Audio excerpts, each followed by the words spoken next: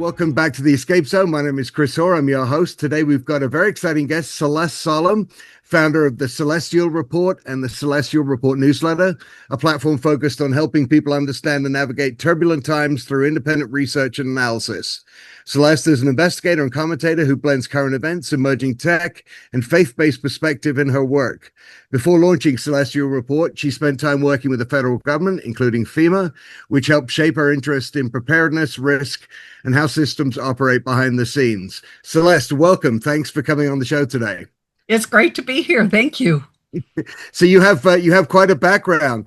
How does your work at FEMA, and everything you've learned in medicine, so on, how's that shaped where you've got to, and how did you arrive at the Celestial Report, this site, and all of the great info you put up there? So basically, I have been a photojournalist since I was in junior high, and I actually had an offer by National Geographic to be a photographer on an expedition to Central America. But unfortunately, my children were young, and I didn't, I'm very committed parent, so I did not take them up on that. But I did go and do some archaeology over in Israel, over in Qumran. And so how does it all work together is, of course, you become situational awareness. I've covered all the disasters. I did Y2K, 9/11, of course, Hurricane Katrina, earthquakes, you name it, every type of disaster I was involved with, and learned a lot. I really enjoyed plans, and I am certified in that. And so then, I was always doing journalism. When I was young, it was like the newspaper or high school things. And then as the news started escalating, and I felt that people had the right to know what was going on and the truth. And after 9/11, there was narrative. Before 9/11, the government would put out little messaging, but the anchors could use their unique personalities and present it the way that they wanted to. It wasn't really dogmatic, hard and fast. But as after 9/11, it was, here's what you say. You cannot deviate to the right. You can't deviate to the left. You have to follow the script. And as we've gone down, as we saw in 2020, it is narrative. And so that became like hybrid news. And now we're seeing the evolution. I hate that word, but it is, well, let's say transitioning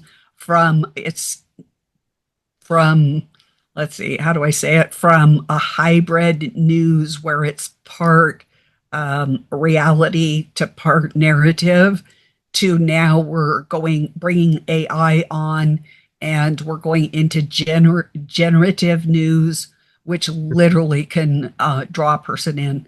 And can I share a story about that? Please, yes. Okay, so I do a lot of research, both book work and on the internet. And so I explore lots of different areas so that I get this broad situational awareness.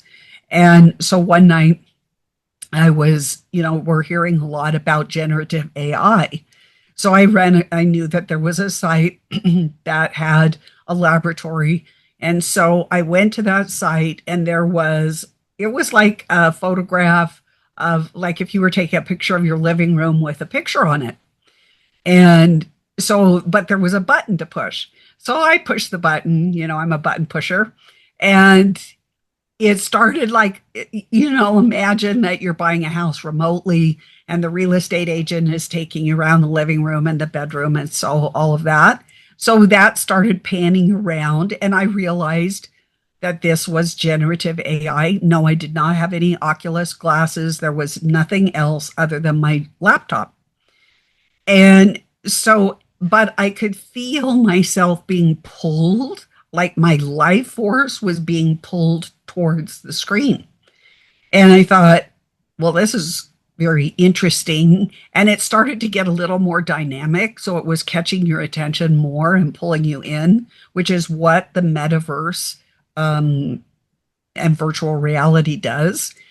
And then all of a sudden, a box appeared on my screen and it said, I want to access all of your sensors. Now, you need to understand what that means if you ever see that box.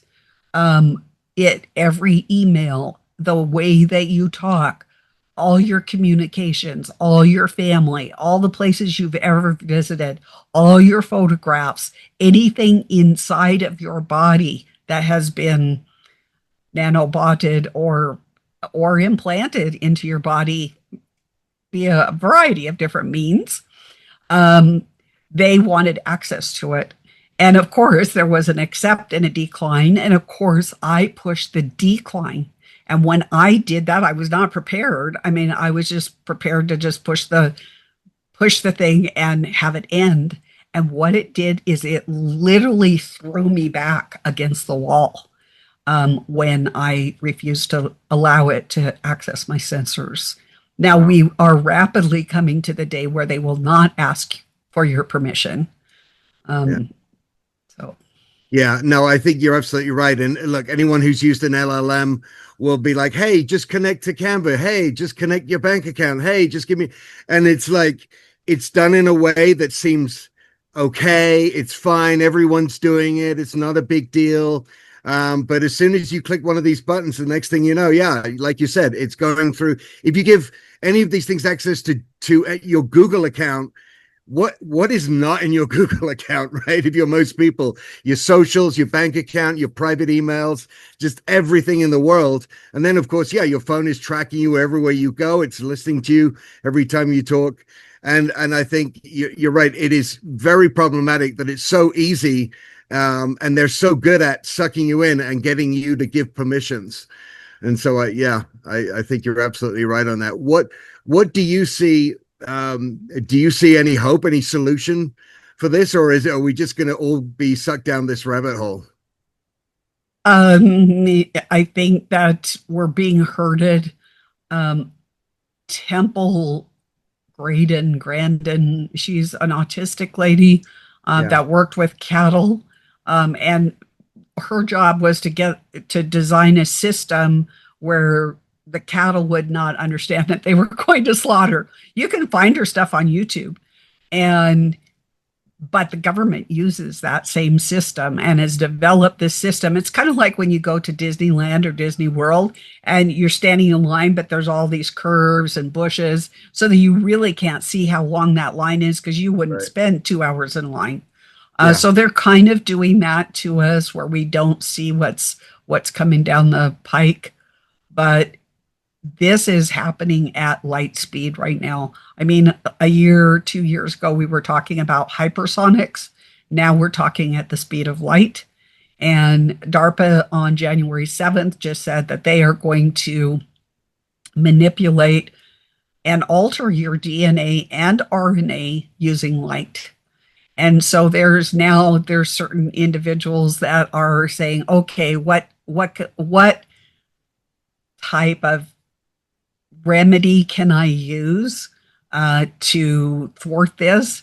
And I would say the best remedy is Jesus and his word. And actually, I put together a PowerPoint presentation that I'm going to do sometime this weekend and with encouragement, full of light, so when the 10 plagues were in Egypt, and there was the plague of darkness. If you remember Goshen, the people of Goshen, God's people, had light.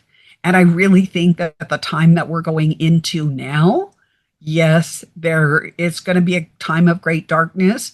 But when you have the light of God, um, your house will be lit. You will be lit. The important thing that I'm just learning, so Jesus told us that the only sign that would be given about the end times would be the sign of Jonah. And don't you feel like AI is a lot like Jonah being swallowed up by the whale? Like we're literally being swallowed up. And So I think that there's lessons we can learn, and that's my biblical homework for this weekend is I'm going to just delve into that story and see, okay, because I don't think that you can't buy a pill, you can't take a supplement for it. I think it's coming down to your relationship with Jesus and the Lord. Yeah, I mean, I think what worries me is when you look at people like Jeffrey Hinton, one of the so-called godfathers of AI, when he's talking about the neural networks that these machines have created, and then above and beyond that, how they operate, he doesn't understand how these LLMs and how these AIs are actually operating at this point. And this is one of the guys credited with inventing this technology, now says that he doesn't understand it. If he doesn't understand it, who does understand it? And if we don't understand something that we are then putting in charge of the Pentagon, of weapons, of education, of everything, what does that say about us? I mean, to me, it seems to make no sense whatsoever that we are giving this software, these programs, the ability to decide the most important things in our lives, in the world, nuclear technology, the power grid, on and on and on. I mean, what do you think about that? Well, in the weather on July 4th, I ran into government and military documents that they turned over the weather to AI on July 4th. Now, remember the Air Force owning the weather by 2025, so they have been working towards it, but they actually turned it over on July 4th. And did that happen? That was the day of the floods, those terrible floods in Texas. And also, there was a terrible dragon fire on the rim of the Grand Canyon. Are you familiar with Robert Duncan? I know the name. I can't remember why at this So point. Robert Duncan, Soul Catcher, There you go. and Yeah. how technology can steal your soul. This is a great book. It's got the acronyms. It exposes a lot, and quite frankly, a year. Let's see, not last year, so it would be 2024. On July 8th, he was assassinated. I did the last interview he did. And so we had a good conversation, and he was writing a book, and they had threatened him, and he said, okay, I'll redact anything that you want, but that wasn't good enough. They took him out. So Isn't it such a coincidence? All these people on the edge of discovering nuclear fusion and free energy and so on, they all seem to have their lives shortened by it just, what a coincidence that is, it seems. But yeah, it's very obviously very sad, and but to me, it's no surprise. I mean, I try and live in the real world and look at things for what they are, and if there's something big going on over here, what's going on over here, right? It's like the day before 9/11, how much money was the government admitting they'd lost track of? Was it a couple of $1 trillion or something? And it's like, oh, I know. Is that a coincidence? I mean, I don't really believe in them. But they're always trying to distract us, and I think the way that we get our so-called news these days is only going to further that. What say you? so that's something that we learned at FEMA. So we were instructed that a person can manage or handle 5 incidents and 5 people. Any more than that, your brain degrades. And so, yes, you might be able to do a little bit, but you're not going to be as sharp as you are. And what they're doing is, like you said, throwing all these shiny balls at us. Right? It used to be 5 shiny balls. Now it's called the fire hose of information. And that is because they want to wear down our cognition, because we are not AI. So if you try to keep up at the speed of AI, and for all of you out there, do not try and keep up with the speed of AI. It will decimate you as a man or a woman. Don't try and do it.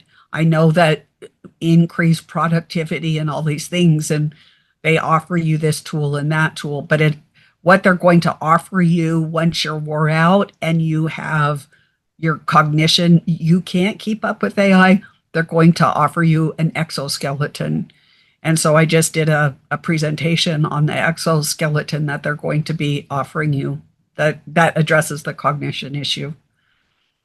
But that's Yeah. AI, that's putting AI in your brain and letting it. Do you really want that?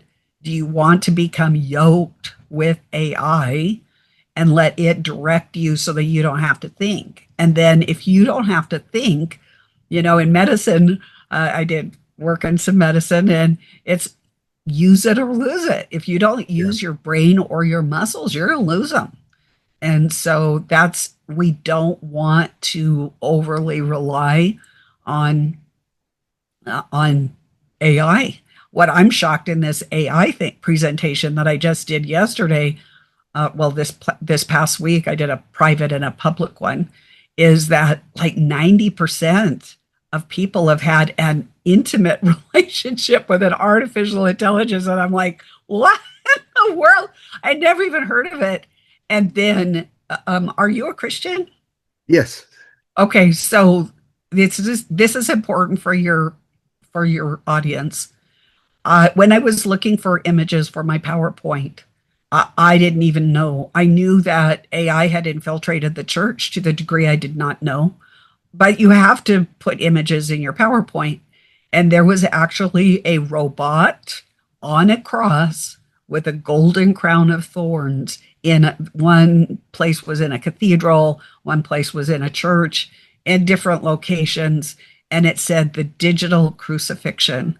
So you see how and then many pastors are using AI to make their sermons. You wonder why is the sermon hollow? Why doesn't it have the dynamics that we had back in the day?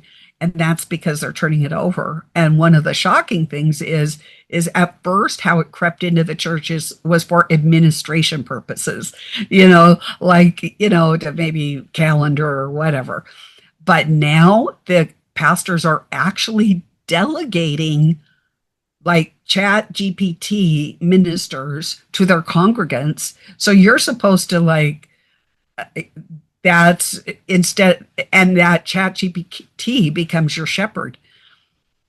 Yeah, no, I think like this brings up something that I talk about a lot, which is the fact that, too many people just assume when they're talking to an LLM that it is giving them an honest answer, an unbiased answer. It's not trying to sway you one way or another. None of those things are true. Like somebody built that LLM, somebody has an agenda behind it, which is to make money either through stealing your data or influencing you.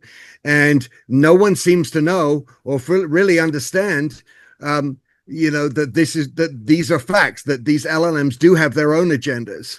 And like you're talking about overall, there's a much bigger agenda that's much more frightening, but individually, anyone could build an LLM and release it.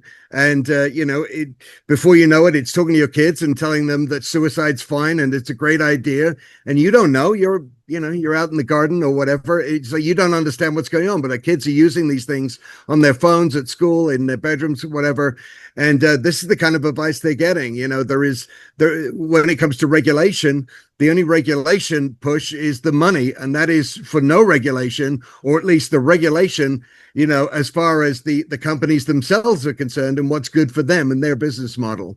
So I think it's very dangerous, and especially when politicians who know less about this than seemingly almost anyone are making the laws that are letting these things run our lives and run our country. So the big, beautiful bill was supposed to have a provision saying that there would be no regulation on artificial intelligence for 10 years. And there is some misinformation out there because in the final bill, just because it's presented in one form, by the time it's actually passed, they did do away with that. So it is up to the state, and you should really contact your state. And the state should mobilize for AI protection for their citizens. I 100% agree. Celeste, unfortunately, we've run out of time already, but where can our audience find out more about you and what you're doing? At CelesteReport.com. CelesteReport.com. That's awesome. Well, fascinating discussion. Again, I hope to talk to you again in the future. Thanks so much for coming on, and we'll see you soon. Okay, thank you.